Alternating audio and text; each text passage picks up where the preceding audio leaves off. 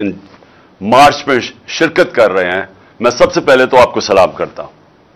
और उसके बाद जो भी पाकिस्तानी आज ये टीवी पे देख रहे हैं, जो आज सबसे पहली मैं बात करना चाहता हूं वो ये कि जब तहरीक इंसाफ की हुकूमत हटाई गई थी अप्रैल के अंदर 9-10 अप्रैल को, तो जो पाकिस्तान का बैरून मुल्क से कर्जे लेने का जो रिस्क होती है, यानी अगर आपको बाहर के लोग कर्जे देते हैं, बैंक्स कर्जे देते हैं, तो वो कर्जों की जो रिस्क होती है कि कर्जा वापस नहीं होगा, वो 5% थी। वो 5% थी आज से 7 महीने पहले, जब हमारी हुकूमत गिराई गई है। आज अखबारों में आया हुआ है कि जो हमारी रिस्क है, यानी हम कर्जा वापस नहीं कर सकते, वो रिस्क 5% थी, आज वो 64.5% है। यानी 64.5% रिस्क है कि पाकिस्तान अपने कर्जों के ऊपर किस्तें वापस नहीं कर सकता। इसका मतलब, इसके 2 मतलब हैं, और बड़े, मैं इसलिए इधर से शुरू कर रहा हूं क्योंकि जो हमारी माइशत है, जिस तरह उसका कत्ल हुआ है जब से हम गए हैं पिछले 7 महीने में, मैं चाहता हूं कि यह जरा कौम समझे हुआ क्या है। अगर हमारा डिफॉल्ट रेट, यानी कि हम 5% से 64.5% पे गए हैं, इसका मतलब कि दुनिया यह समझती है कि पाकिस्तान की जो माइशत है वो इतनी कमजोर हो गई है कि वो अब अपने कर्जे वापस नहीं कर सकती। और उनका जो 64.5% का मतलब कि ये है अब रिस्क कि अगर आप पाकिस्तान के ऊपर कोई कर्जा देंगे तो 64.5% चांस है कि पाकिस्तान कर्जा वापस नहीं करेगी। तो इसका मतलब क्या हुआ? इसका मतलब सबसे पहले यह हुआ कि अगर हम सोच रहे हैं कि बैरून मुल्क से कोई सरमायाकारी करेगा पाकिस्तान में, ये जब वो देखते हैं, जब उनके सामने ये रिस्क आती है पाकिस्तान की, तो इसका मतलब कि बैरून मुल्क लोग अब पाकिस्तान के अंदर सरमाया करते हुए डरेंगे कि अगर इस मुल्क का डिफॉल्ट हो गया, यानी डिफॉल्ट का मतलब है जब मुल्क हाथ खड़े कर देता है कि हम अब कर्जे वापस नहीं कर सकते। और ये याद रखें, ये सारे कर्जे, ये जो 2 खानदान पिछले 10 सालों में इन्होंने 4 गुना हमारा कर्जा बढ़ाया था, तो ये जो उनके कर्जों के ऊपर किस्तें हैं, वो अगर हम वापस नहीं कर सकते, और तो हमारा अगर डिफॉल्ट हो जाता है, तो सारी दुनिया पाकिस्तान की फंडिंग बंद कर देती है। और सबसे नुकसान आवाम के लिए कि डिफॉल्ट कर दे तो आपको क्या होगा? सबसे पहले चीज यह होगी कि रुपया मजीद नीचे गिरना शुरू हो जाएगा। रुपए नीचे गिरना, यानी डॉलर के मुकाबले में रुपया और नीचे चला जाएगा। और किधर जाके रुकता है, यह अभी कोई नहीं कह सकता, क्योंकि डॉलर तो आने नहीं है। लोगों ने, जिन्होंने डॉलर या इन्वेस्टमेंट में आने हैं या कर्जों से लेने हैं, वो सबने रोक देने हैं। और सबसे बड़ी खतरनाक चीज यह है कि जो लोग जब इन्वेस्टमेंट का मतलब, अगर आपने मुल्क में दौलत में इजाफा करना है तो सरमायाकारी चाहिए, फैक्ट्रियां बनाएं, कारखाने बनाएं, ताकि लोग उसमें इन्वेस्ट करें, उससे हमारी दौलत में इजाफा हो, ताकि हम अपने कर्जों की किस्तें वापस कर सकें। तो इससे वो सब कुछ रुक जाएगा। तो मेरा अब ये सबसे पहला सवाल यह है कि जिन लोगों ने यह साजिश की थी और ये इस मुल्क को ऊपर इन चोरों को मुसल्लत किया था, मेरा सबसे पहले सवाल उन लोगों से है कि कौन है अब जिम्मेदार इसका? हमें तो हमारे ऊपर पूरी प्रोपेगेंडा कैंपेन की गई, वही जो अखबारों में बगल बच्चे बैठे हुए हैं, जो सहाफी इनके, उन्होंने तो पूरी कैंपेन की कि मुल्क तबाह हो गया है, महंगाई आसमानों पे चली गई है। तो महंगाई तो वाज़ेह हो गया कि 50 साल में सबसे ज्यादा महंगाई इन पिछले 7 महीने में हुई है। हमारे जो मुल्क में महंगाई थी, और आज जब हमारा टाइम था तो वो 15 से 16% थी, आज वो 27 से 28% पे है, तकरीबन दुगनी है। तो जो महंगाई भी बढ़ गई, जो मुल्क में सरमायाकारी थी वो भी नीचे चली गई, जो हमारी एक्सपोर्ट्स बढ़ रही थी वो भी नीचे चली गई, जो बैरून मुल्क पाकिस्तानी पैसे भेज रहे थे, डॉलर्स भेज रहे थे, रेमिटेंसेस भेज रहे थे, वो भी कम हो गए। जो हमारी टैक्स कलेक्शन थी, यानी जो आमदनी एक मुल्क की होती है टैक्स इकट्ठा करके, वो भी उसके जिस रफ्तार पे हम इकट्ठे कर रहे थे वो नीचे चला गया। और मैं आज आपके सामने पाकिस्तान की इकोनॉमिक सर्वे होती है कि हर साल एक शाया होती है कि मुल्क की मायशत के हालात क्या हैं। तो वो इस गवर्नमेंट ने, हमारे जाने के बाद इस मौजूदा गवर्नमेंट ने वो सर्वे शाया की है। तो मैं आपको पढ़ के बताता हूं कि उस सर्वे के मुताबिक जो हमने अपने चौथे साल के अंदर प्रेडिक्ट किया था कि कितनी हमारी मुल्क की आम दौलत में इजाफा कितना होगा, वो 4.8% टारगेट था। कितना हमने किया? 6%। यानी जिस रफ्तार पे हमारी हुकूमत के दौर में मुल्क की दौलत में इजाफा हुआ, वो हमने सोचा था 4.8 होगा, वो 6% हुआ। हमने अपने टारगेट से बेहतर किया। एक्सपोर्ट्स, जो चीजें हम बेचते हैं बाहर और जिससे डॉलर आते हैं, हमने अंदाजा लगाया था 26 अरब डॉलर होगी। कितनी हमने एक्सपोर्ट की? 32 अरब डॉलर। पाकिस्तान की तारीख की सबसे ज्यादा एक्सपोर्ट्स रिकॉर्ड था ये। तो वो टारगेट से उससे भी ऊपर गए। यानी ये मैं वो चीजें बता रहा हूं जिसमें मुल्क की आमदनी में इजाफा होता है, दौलत में इजाफा होता है, लोगों को नौकरियां मिलती हैं। ये वो मैं चीजें आपको मोटी मोटी बता रहा हूं। हमारा जो ज़राअत था, हमने टारगेट किया था कि ज़राअत में जो इजाफा होगा वो 3.5% था, और कितना इजाफा हुआ? 4.4%। कुछ 17 साल के बाद सबसे ज्यादा तेजी से हमारी ज़राअत बढ़ी थी। फिर इंडस्ट्री, जो रोजगार देती है, असल में इंडस्ट्री, जब तक इंडस्ट्री मुल्क में बढ़ती नहीं है तो असल में तो मुल्क की दौलत में इजाफा नहीं होता, मुल्क ऊपर नहीं जा सकता। तो हमने टारगेट सेट किया था 6.6%, आखिरी साल की बात कर रहा हूं। और हुआ कितनी? इंडस्ट्री कितनी तेजी से बढ़ी? 9.8%। अपने टारगेट से ऊपर गए हम।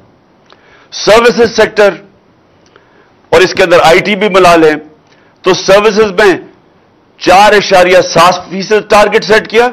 6.2% पे हमारे ग्रोथ हुई सर्विसेज में। और आईटी जो कि मुस्तकबिल है, टेक्नोलॉजी, उसमें 26.9% हमारा बढ़ा।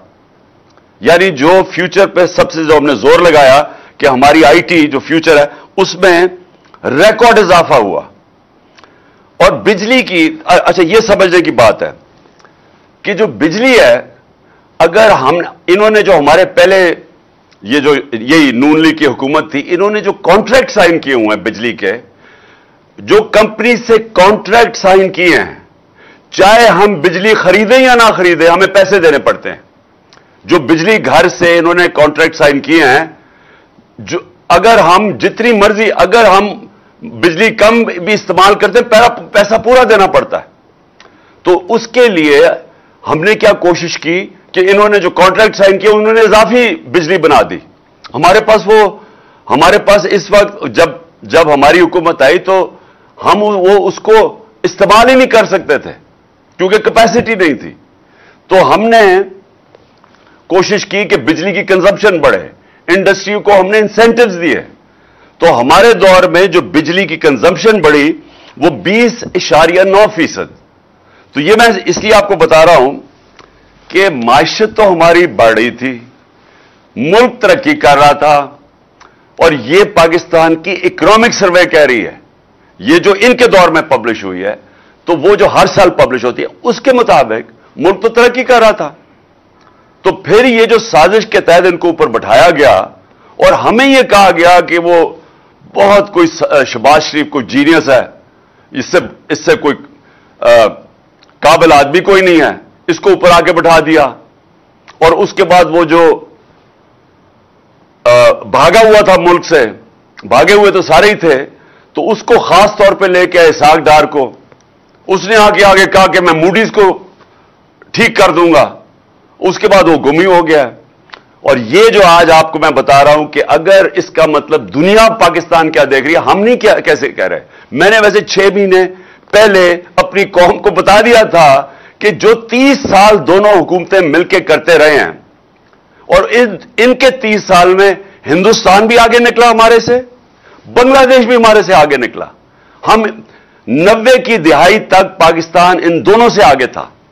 جب سے یہ دونوں آئے ہیں یہ ڈاکو خاندان، یہ دونوں ہمارے سے آگے نکل گئے، کیونکہ ہمارا ملک پیچھے چلا گیا، ان کی دولت میں اضافہ ہو گیا، ملک مقروض ہو گیا، اور ان کے باہر شاندار محلات بننے شروع ہو گئے.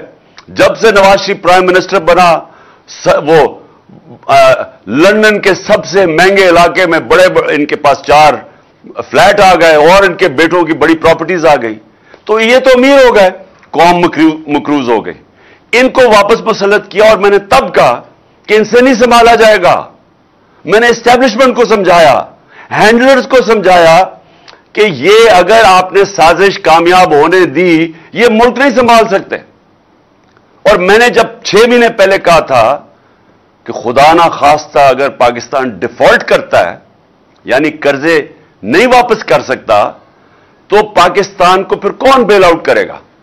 اور میں نے تب یہ کہا تھا، جب انہوں نے کہا کہ اس کو غدار، مجھے غدار کہہ رہے تھے، تب انہوں نے کہا مجھے کہ اس کے اوپر غداری کے کیس بناؤ، کہ یہ کہہ رہے ہیں کہ اگر پاکستان ڈیفالٹ کرتا ہے تو جو بھی ہمیں نکالے گا اس میں سے وہ قیمت مانگے گا.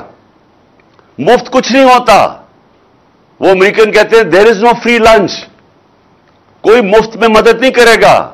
اور جو وہ قیمت ہمارے سے مانگیں گے، میں آج پھر اپنی قوم کے سامنے کہہ رہا ہوں کہ وہ ہمارا جو ہماری نیشنل سیکیورٹی کا سب سے بڑا اثاثہ ہے، اس کے پیچھے جائیں گے وہ. اور یہ میں نے 6 مہینے پہلے کہا تھا اپنی قوم کو. اور آج جدھر ہم اب کھڑے ہیں، یہ جب سے چور اوپر بیٹھے ہیں، یہ ہمیں ادھر ہی لے کے جا رہے ہیں. لیکن وہ نواز شریف کو کوئی فرق نہیں پڑے گا کہ اگر ہم اپنی نیشنل سیکیورٹی پہ کمپرومائز کر دیں، کیونکہ اس کا تو پیسے باہر پڑے ہوئے ہیں. وہ تو جب موقع ملتا ہے باہر بھاگ جاتا ہے. جب وہ پرائم منسٹر تھا، اس نے 23 نجی دورے کیے لندن کے. میں پرائم منسٹر تھا 3.5 سال، میرے تو بچے باہر تھے. میں تو 1 دفعہ بھی نہیں کیا، حالانکہ 2 دفعہ مجھے دعوت ملی انگلینڈ آنے کی. کیونکہ میں ہمیشہ سوچتا تھا کہ میں تب باہر جاؤں، ہمارا ملک غریب ہے، ہم مقروض ہیں، میں کیوں ملک کا پیسہ خرچ کروں جب تک کہ میرے ملک کو میرے دورے سے فائدہ نہیں ہوگا. یہ سرکاری خرچے کے اوپر پرائیویٹ دورے کیے اس نے لندن کے. 23 دفعہ یہ لندن گیا. زرداری 50 دفعہ دبئی گیا نجی دوروں پہ. اور یہ لندن کیا کرنے جاتا تھا؟ پیسے وہاں ہیں، دولت وہاں ہے، بزنس وہاں ہے، بیٹوں کو وہاں بسا دیا ہے. برطانیہ کے وہ شہری بن گئے ہیں، وہ آرام سے وہاں بیٹھے ہیں. جس کے اوپر کرپشن کیس ہوتا ہے وہ وہاں بھاگ جاتا ہے. اسحاق ڈار باہر بھاگ گیا، اس کے بیٹے باہر ہیں. شباز، یہ حمزہ جو سلمان شہباز ہے، اس کو جب ایف آئی کا کیس رمضان شوگر مل لیا، جس میں مقصود چپڑاسی کے پاس پیسہ آ گیا تھا، اس کے اوپر ہاتھ جانے لگا، یہ باہر بھاگ گیا. باہر بھاگ جاتے ہیں جب ان کو خطرہ ہوتا ہے، پھر ڈیل کرتے ہیں، وہاں بیٹھ کے ڈیلنگ کرتے ہیں.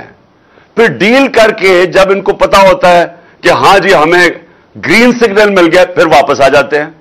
اور وہی اسحاق ڈار سگنل لے کے واپس آ گیا.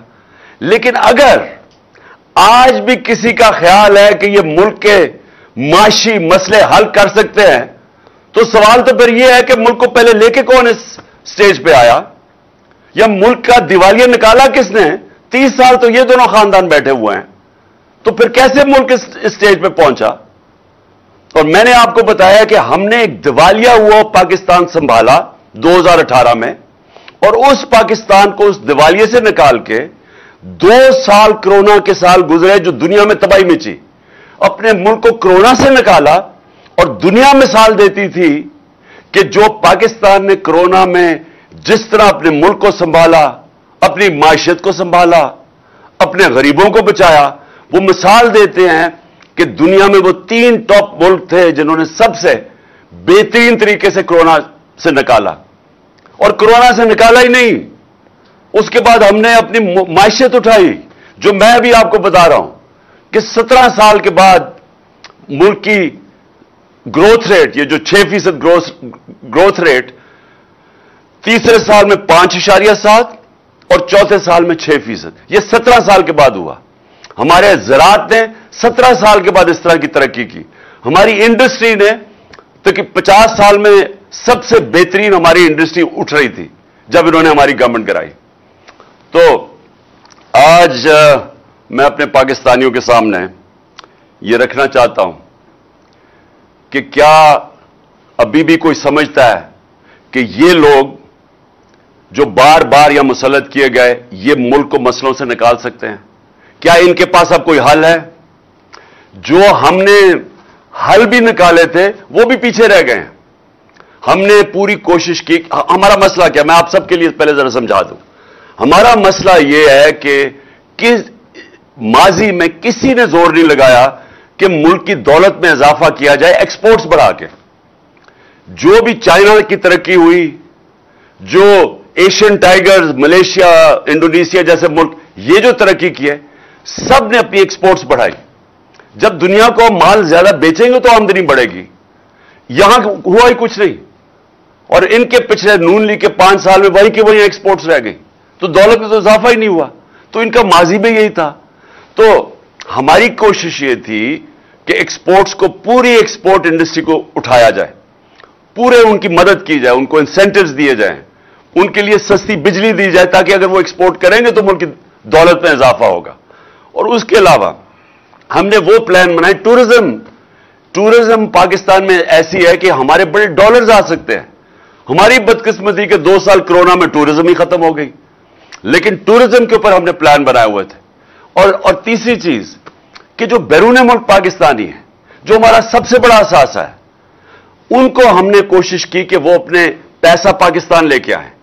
उसके लिए हमने उनकी मदद की। रेमिटेंसेस जो सबसे तारीखी बड़ी हमारी 30 अरब पे, वो इसलिए बढ़ी कि हमने उनको इंसेंटिव्स दिए, उनके लिए इनाम दिए कि जो ज्यादा पैसा भेजेगा या उनकी अपने बैंकों के थ्रू। और रोशन डिजिटल पाकिस्तान एक नई चीज शुरू की। 5 अरब से उसमें आखिर में पैसा आना शुरू हुआ। हमारे चौथे साल में $5 अरब से ऊपर उसमें आ रहा था और बढ़ता जा रहा था। कोशिश ये थी कि जब तक हमारी एक्सपोर्ट्स नहीं बढ़ती, हम बैरून मुल्क पाकिस्तानियों को उनके डॉलर्स पाकिस्तान में लेके आए। मैंने 2 प्रोजेक्ट शुरू किए, एक बंडल आइलैंड कराची में और एक रावी सिटी। बंडल आइलैंड इन्होंने हमें करने नहीं दिया, ये पीपल्स पार्टी की हुकूमत है, और उन्होंने उधर आते साथ ही $5 अरब आने थे। और जैसे वो पैसा आना था, हमारा जो असल मसला है, जो डॉलर कम हो जाते, वो हमने हल कर लेना था। इन्होंने आखिरी मिनट में नो ऑब्जेक्शन सर्टिफिकेट देकर कैंसिल कर दिया। और दूसरा, जो हमारी कोशिश रावी सिटी की थी, वो बदकिस्मती से 11 महीने स्टे ऑर्डर पे रह गया। पैसे लोग बाहर से इन्वेस्टर तैयार बैठे हुए थे, वो सब कुछ रुक गया। तो हमारी कोशिश ये थी कि डॉलर गैप जो हमारा है, हमारी इंपोर्ट्स ज्यादा हैं, हमारी एक्सपोर्ट्स कम हैं, तो उसके बीच में जो गैप है वो हम इन्वेस्टमेंट लेके आए, ये 2 शहर बना के, टूरिज्म करके, और फिर अपने बैरून मुल्क पाकिस्तानियों को उनको कोशिश इंसेंटिव दें कि वो पैसा अपना भेजें। तो अब मैं जो आखिर में ये मायशत के ऊपर बात, फिर मैं 2 और आपसे बातें करनी है। देखिए, जिधर आज हम खड़े हैं, ये कहते हैं कि जनाब आपको जल्दी क्यों है इलेक्शंस की, इंतजार कर लें साल की। हमें तो कोई मसला नहीं है। तहरीक इंसाफ को तो अल्लाह का फजल है, उसकी कोई खास करम है हमारे पे कि उसने अवाम के दिल हमारी तरफ मोड़ दिए हैं। तो वो तो साल के बाद भी इलेक्शन करें तो इंशाअल्लाह, जिस तरह बाय इलेक्शन में स्वीप किया था, हम इलेक्शन भी जीत जाएंगे। लेकिन मुझे जो खतरा 6 महीने पहले से मैं कह रहा हूं, हमारे मुल्क को खतरा आज। और ये जो आज 64.5% पे पाकिस्तान की रिस्क हो गई कि यानी हम अब कर्जे वापस नहीं कर सकेंगे, और उसकी चांस 64.5% पे आ गई। इसका मतलब कि अगर हम अब इस तरफ, जिस तरफ अब निकल गए हैं, पैसा बाहर से अब आना नहीं है। हमारे पास जो आमदनी थी, एक्सपोर्ट्स भी कम होती जा रही है, रेमिटेंसेस भी, जिससे डॉलर आते हैं, इन्वेस्टमेंट आनी नहीं है, कर्जे भी नहीं आने, इन्वेस्टमेंट भी नहीं आनी। तो अब हम ये क्या करेंगे? आप इनके पास क्या हल है? क्या वो लोगों के पास ये मुल्कों से पैसे मांगते जाएंगे? वो तो ये मांगे हैं, हर मुल्क के पास गया शहबाज शरीफ, क्या मैं मांगने नहीं आया लेकिन मैं मजबूर हूं, लेकिन वो कितना वो पैसा दे देंगे? असल में तो हमने अपनी माइशत ठीक करनी है, और वो जो ठीक करनी थी वो ठीक हो रही थी, जो मैंने आपको शुरू में बताया है, वो अब ये साजिश की वजह से आज पाकिस्तान यहां फंसा हुआ है। दूसरी बात मैंने आज करनी है, जो मैं हमेशा, ये जो तहरीक जिसमें हम सारे मार्च इस्लामाबाद की, वजह इसकी क्या है? हकीकी आजादी। हकीकी आजादी आती है इंसाफ से। जिस मुल्क में इंसाफ होता है वो इंसानों को आजाद कर देती है। इंसाफ, और ये सबको मैं बार बार कहता हूं क्योंकि लोगों ने रूल ऑफ लॉ यानी कानून की हुक्मरानी पाकिस्तान में देखी नहीं, मैंने भी नहीं देखी थी। मैं जब पहली दफा बरतानिया गया तब पहली दफा मुझे पता चला कि इंसाफ और कानून की हुक्मरानी क्या होती है। तो कानून के ऊपर कोई नहीं होता।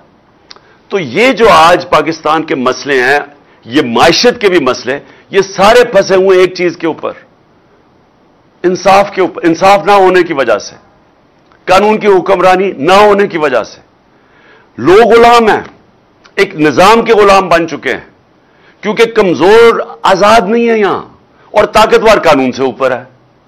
तो ये जंगल का कानून है, जंगल के कानून के अंदर खुशहाली नहीं आ सकती। ये जो मैं आपको माइशत के बताया है, ये असल में हमारी मुल्क में खुशहाली, माइशत तब ठीक होगी जब हम अपने इंसाफ का निजाम ठीक करेंगे। अब मैं आज फिर, और मैं हर रोज अपील करता हूं अपने respectful honourable chief justice Pakistan के, 3 आपके पास केसेस हैं, ये तीनों लैंडमार्क केसेस हैं। और ये तीनों केसेस को और कोई तरीका इंसाफ लेने का नहीं सिवाय आपके पास आने का। अरशद शरीफ पाकिस्तान का नंबर 1 इन्वेस्टिगेटिव जर्नलिस्ट, एक मुहिब वतन पाकिस्तानी, एक ऐसा सहाफी जिसके ज़मीर की कोई कीमत नहीं थी। धमकियां दी गई, डराया गया, FIRs काटी गई, मुल्क से बाहर भगाया गया और फिर कत्ल किया गया, शहीद किया गया। चीफ जस्टिस साहब, इसके लिए आपके सामने हमारे सारे मेंबर्स पार्लियामेंट, सेनेटर्स, इन्होंने आपके सामने पिटीशन रखी है। दूसरा, आजम स्वाति, यह भी एक लैंडमार्क केस है कि मुल्क के सेनेटर को एक ट्वीट के ऊपर, जिसमें वो तनकीद करता है, जो सारी दुनिया में जिसकी इजाजत है, उस तनकीद के ऊपर उसको उसके पोते और पोतियों के सामने अंदर घुस के घर के उसको सुबह के 3 बजे उनके सामने मारा जाता है और फिर उसको हवाले किया जाता है। उसका जो आजम स्वाति ने नाम लिया, जो 2 नाम लिए, फहीम और फैसल, उनको, उनके आदमियों को, जो नंगा करके उसको तशद्दुद करते हैं। किधर से इंसाफ मिलेगा? इसलिए आपके पास आए हैं चीफ जस्टिस साहब। और तीसरा मेरा केस है, मुल्क का एक्स प्राइम मिनिस्टर, सबसे बड़ी पॉलिटिकल पार्टी का हेड, वो पाकिस्तानी जो 50 साल से ये कौम जानती है जिसको, उसके ऊपर कातिलाना हमला होता है। पहले से भी मैं कह देता हूं, मुझे पता होता है, मैं उसके ऊपर 2 तकरीरों में आज से 1.5-2 महीने पहले बताता भी हूं कि ये इन्होंने करना है, कि दीनी इंतजाम पसंद ने गुस्से में आके उसको कत्ल कर दिया। ये पूरी साजिश बनी हुई थी। मैं 3 नाम लेता हूं, लेकिन पुलिस, पंजाब पुलिस हमारे नीचे कि मेरी FIR रजिस्टर नहीं करती। फर्स्ट इंफॉर्मेशन रिपोर्ट, FIR, ये एक शहरी का बुनियादी हक है। मैं आम शहरी की बात कर रहा हूं, लेकिन वो आदमी जो एक्स प्राइम मिनिस्टर है, अगर उसको वो हक नहीं दिया जा रहा, तो चीफ जस्टिस साहब, ये बड़ा हमारे लिए लम्हा फिक्र है। ये एक्चुअली रूल ऑफ लॉ, ना इंसाफ ना होने का एक आपके सामने इससे बड़ा क्या मिसाल हो सकती है कि मेरा ये बुनियादी हक था कि मैं 3 लोग जो मैं समझता हूं इसमें मुलव्विस थे, इनके ऊपर नाम लिखूं। इन्वेस्टिगेशन होगी, हो सकता है बेकसूर निकला है, मैं गलत हूं, लेकिन है तो मेरा हक।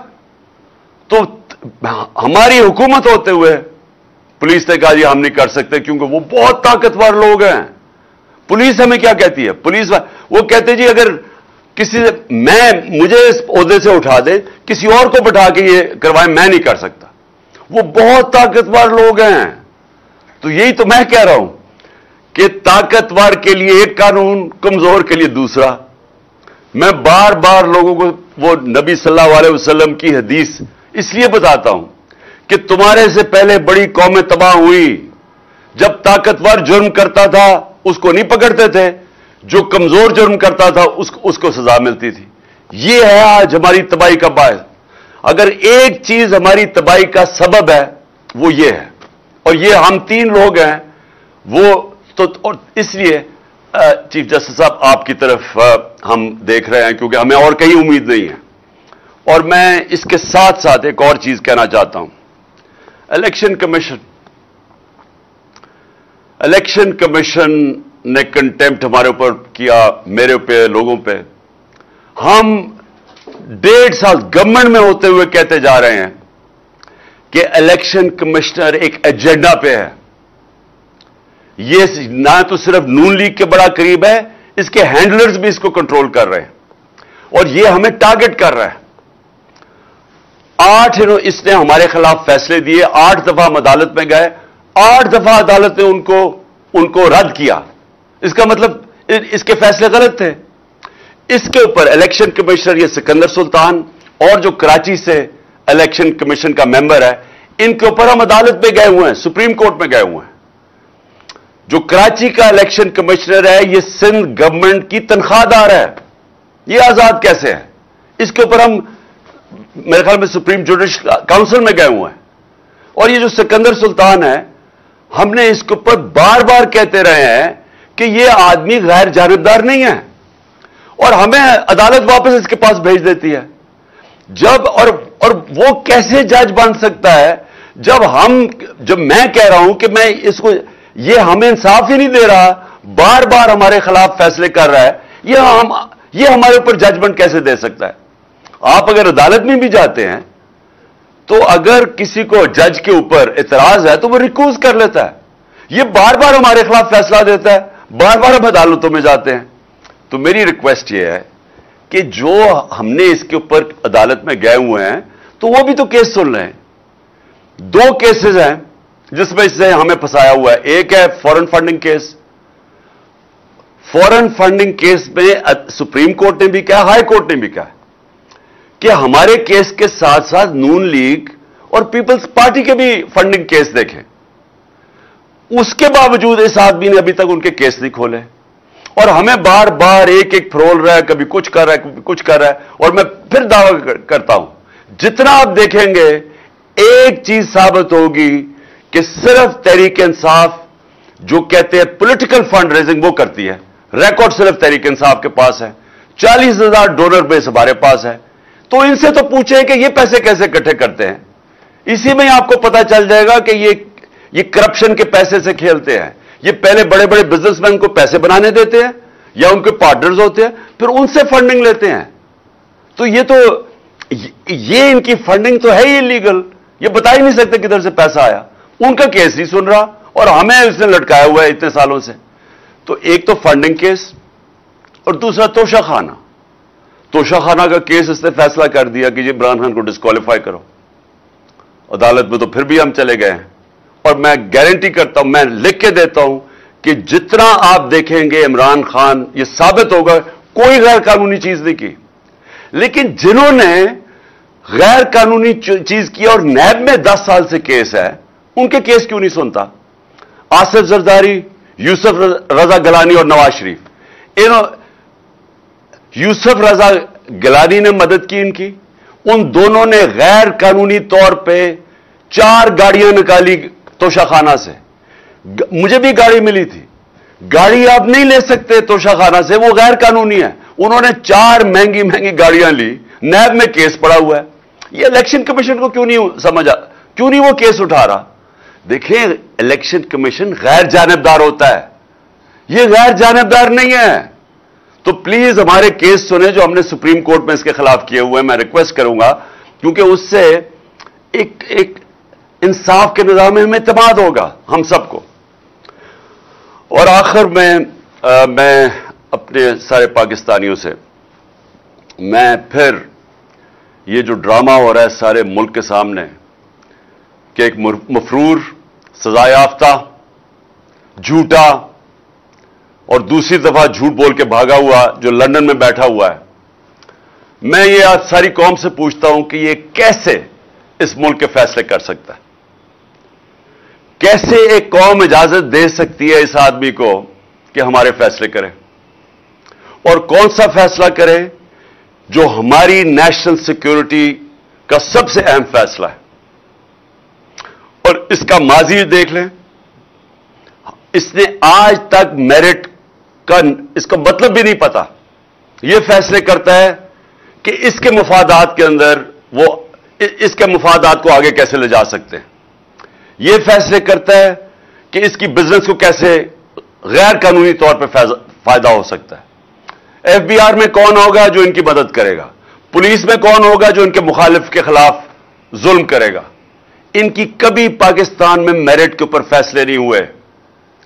1993 के अंदर लाहौर हाई कोर्ट के अंदर केस हुआ। Chief justice Lahore high court ने पूछा उस वक्त के आईजी अब्बास खान से कि क्यों पंजाब पुलिस में इतनी करप्शन है। यह 93 की बात है। आईजी अब्बास खान ने कहा कि नवाज शरीफ के दौर के अंदर पंजाब पुलिस के अंदर पैसे लेके पुलिस वालों को भर्ती किया गया है। और फिर उसने कहा कि कई लोगों को भर्ती किया जो मुजरिम थे, जो जुराइम पेशा लोग थे, उनको पुलिस में भर्ती किया गया। यह 93 की बात है। तो इससे हम ये आज उम्मीद लगा के बैठे हुए हैं कि यह दयानतदारी से पाकिस्तान की अहम फैसला करेगा। मैं तो आईनी तौर पे तो खैर शहबाज शरीफ वो ही करेगा जो नवाज शरीफ कहेगा, तो आईनी तौर पे तो शहबाज शरीफ कर सकता है, लेकिन क्या इखलाकी तौर पे ये होना चाहिए? देखिए, जमहूरियत डंडे के जोर से नहीं चलती, जमहूरियत बंदूकों के जोर पे नहीं चलती, जमहूरियत इखलाकियात पे चलती है। इसलिए बरतानिया का प्राइम मिनिस्टर जब वो भारी अक्सरियत से डेविड कैमरॉन जीतता है इलेक्शन, तो वो रेफरेंडम जब हारता है उसको कोई जरूरत नहीं थी इस्तीफा देने की, वो इस्तीफा दे देता है कि जी मेरे पास इखलाकी कुव्वत खत्म हो गई है।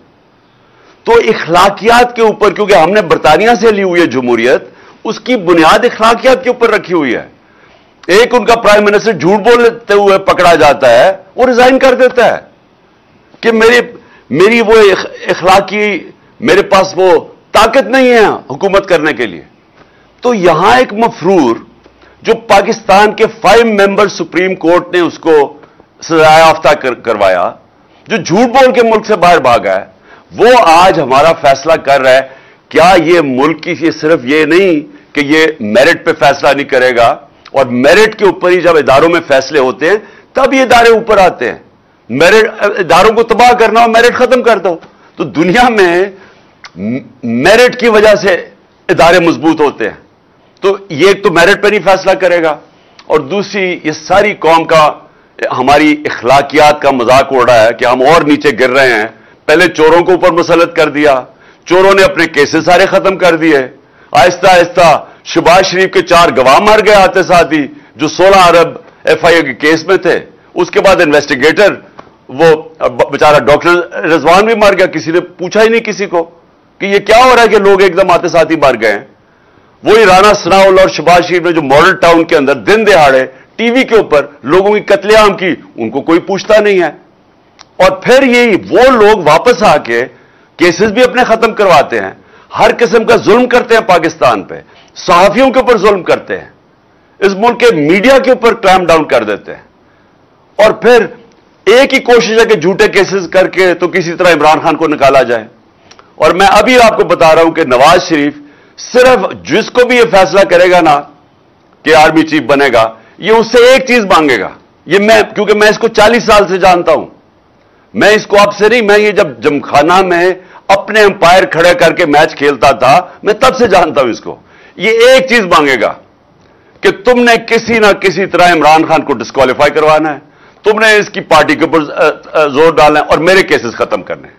मैं आज अब इसको और कोई फिक्र नहीं है कि ये इसने कोशिश करनी है कि रास्ते से किसी तरह इमरान खान को हटाया जाए, क्योंकि है बड़ा बुज़दिल आदमी, इलेक्शन से भाग रहा है, मुल्क को दांव पे रखवाया हुआ है। इलेक्शन के बगैर मुल्क आगे नहीं बढ़ सकता। ये इलेक्शन इसलिए नहीं करवाया क्योंकि इसे हार जाना है, और सिर्फ अपनी जात के लिए सारा मुल्क आज जिधर खड़ा है और जिस तरफ जा रहा है, और जिससे मैंने शुरू की थी आज की तकरीर कि जब एक मुल्क का रिस्क फैक्टर कर्जे वापस करने का, जब वो रिस्क 64.5 पे पहुंच जाए, कोई दुनिया उसको पैसे नहीं देती, उधर कोई इन्वेस्टर नहीं आता उस मुल्क में। उस मुल्क में से बल्कि अपने लोग डॉलर खरीदने शुरू हो जाते हैं, क्योंकि उनको खौफ आ जाता है कि इकोनॉमी तो आगे नहीं बढ़ेगी। वो मुल्क माशी तौर पे तबाह हो जाता है। और इन्होंने 7 महीने में, मैंने शुरू में आपको बताया कि इकोनॉमिक सर्वे बता रहा है पाकिस्तान का कि 17 साल के बाद गवर्नमेंट की बेहतरीन परफॉर्मेंस थी।